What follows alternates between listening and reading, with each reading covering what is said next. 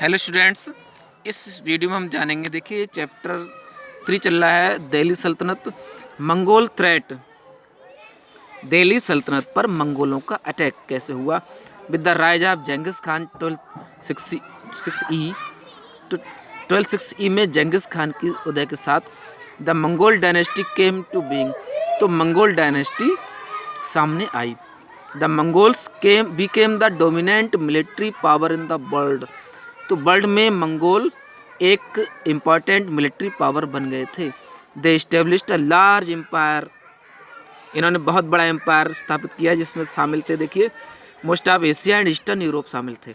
They use to plunder and completely destroy the conquered territories. वे plunder का मतलब लूट मार किया करते थे और जीते हुए टेरिटरीज को डिस्ट्रॉय नष्ट कर देते थे। दिल्ली सल्तनत started facing Mongol इन्वेशन soon after the leader जेंगिस Khan invaded.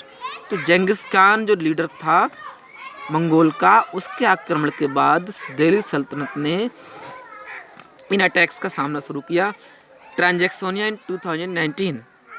तो जेंगिस खान ने क्या किया, 19 में ट्रांजैक्सोनिया पर अटैक किया।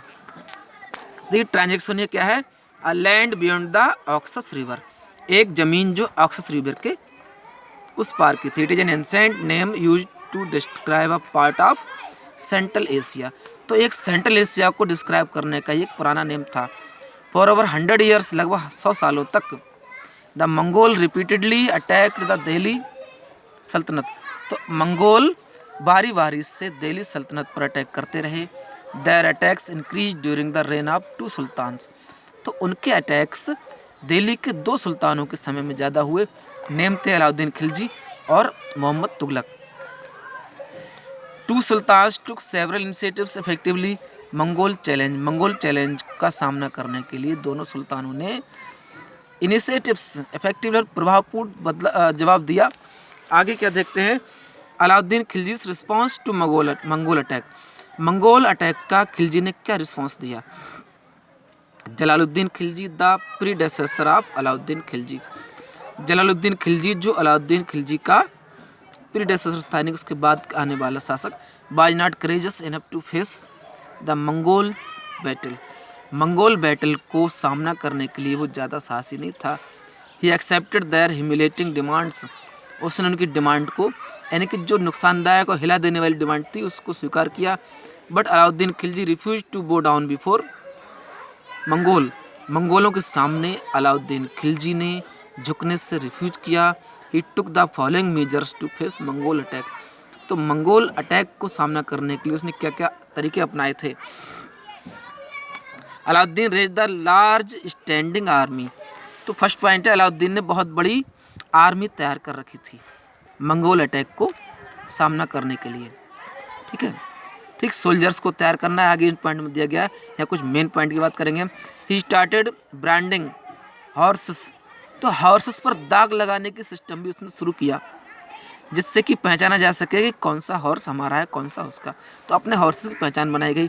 To provide food to the soldiers, 50% of the produce was collected tax from the farmers in the Ganga Yamuna Doab. तो गंगा यमुना दोआब के क्षेत्र में 50% प्रोड्यूस जो था, कलेक्शन होता था फार्मर्स से, उसका 50% शेयर सोल्जर्स के फूड के लिए प्रोवाइड किया जाता था।